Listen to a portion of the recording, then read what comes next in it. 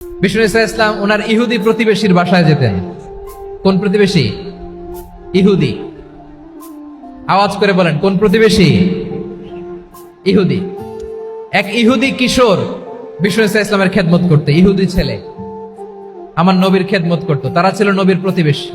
তো অনেকদিন হয় ইহুদি ছেলেটা আসে না। বিষ্ণুনবী খোঁজ দিলেন, ঘটনা কি? একটা ইহুদি ছেলে না আমার খেদমতে আসতো, ছেলেটা কই? খোঁজ নিয়ে জানলেন ছেলেটা অসুস্থ। বিষ্ণু ইসলাম ওই ইহুদির বাড়িতে চলে গেলেন ওই ছেলেটাকে দেখা করার জন্য, ভিজিট করার জন্য। সুবহানাল্লাহ পড়বেন না? গেলেন, যে দেখে ইহুদি ছেলেটা মুমূর্ষ, জান জান যায় যায় ভাব, বিছানায় পড়ে আছে, তার বাবা দাঁড়ানো। বিশ্বনবী তার মাথার পাশে বসলেন, মাথায় হাত বুলিয়ে দিলেন, আর ছেলেটাকে বললেন, আসলিম, হে ইহুদি ছেলে, আসলিম, ইসলাম ধর্ম গ্রহণ করো। তো ছোট্ট ছেলে ভাবে আমরা ইহুদি, এখন ইসলাম ধর্ম গ্রহণ করলে আব্বা যদি বকা দেয়। ফানাযারা ইলা ওয়াজহি আবি, ছেলেটা তার বাবার চেহারার দিকে তাকালো, দেখে আব্বা কি কয়। আব্বা যদি বলে তাইলে ইসলাম ধর্ম গ্রহণ করবে। ইহুদি ছেলেটা তার বাবার দিকে যখন তাকালো, ওর বাবা বলে, আতি আবুল কাসিম, আবুল কাসিম যা বলে তাই করো। আবুল কাসিম হচ্ছে বিষ্ণু ইসলামের একটা কুনিয়াত, উপনাম। আমার রাসূলের বড় ছেলের নাম ছিল কাসেম। যেমন দেখবেন আমাদের এলাকায় কারো ছেলের বড় ছেলের নাম যদি হয় আব্দুল্লাহ, এরা আব্দুল্লাহর বাপ বলে ডাকে। কারো বড় মেয়ের নাম যদি হয় ফাতেমা, এরা কি ডাকে?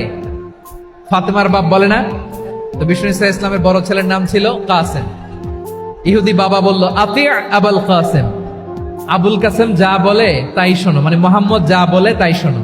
এই কথা শুনে ছেলে সাহস পাইছে। ছেলে আবার পড়তে আরম্ভ করলো, আশহাদু আল্লাহ ইলাহা ইল্লাল্লাহ ওয়া আশহাদু আন্না মুহাম্মাদার রাসূলুল্লাহ। পড়েন আল্লাহু আকবার। বিশ্বনবীর আহ্বান শুনে, ওই আহ্বানে সাড়া দিয়ে ইহুদি ছেলে শাহাদা পড়ে মুসলমান হয়ে গেল। তার হৃদয়টারে ঈমানের নূর দিয়ে আলোকিত করে দিল কে? প্রিয় ভাইরা, এবার রাসূল সাল্লাল্লাহু আলাইহি ওয়াসাল্লাম বের হয়ে আসলেন ঘর থেকে, আর বললেন, আলহামদুলিল্লাহিল্লাযী আনকাযাহু মিনান নার।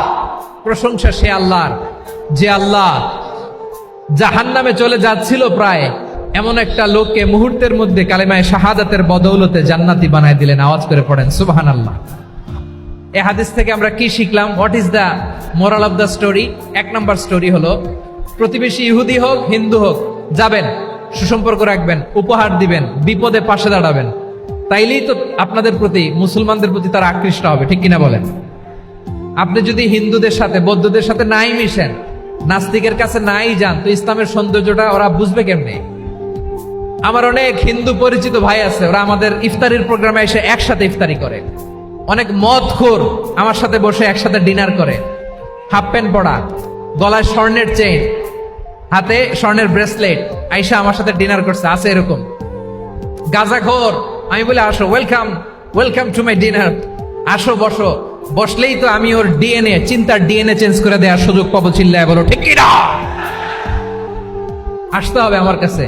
Our door is open. The door of Islam is open 24/7. সব সময় আমাদের ইসলামের দরজা আমার অমুসলিম ভাইদের জন্য খোলা আছে না নাই? এই হাদিস থেকে দুইটা শিক্ষা। এক নম্বর শিক্ষা, প্রতিবেশী মুসলিম হোক অমুসলিম হোক, যান, অসুস্থ হইলে একটু আপেল নিয়ে যান, আঙ্গুর নিয়ে যান, কমলা নিয়ে যান, তাদের সাথে ভালো আচরণ করেন। ইসলামের বিউটি দেখে, সৌন্দর্য দেখে অবাক হবে, নসিব ভালো হলে কোনোদিন কালিমা পড়ে মুসলমান হয়ে যাবে।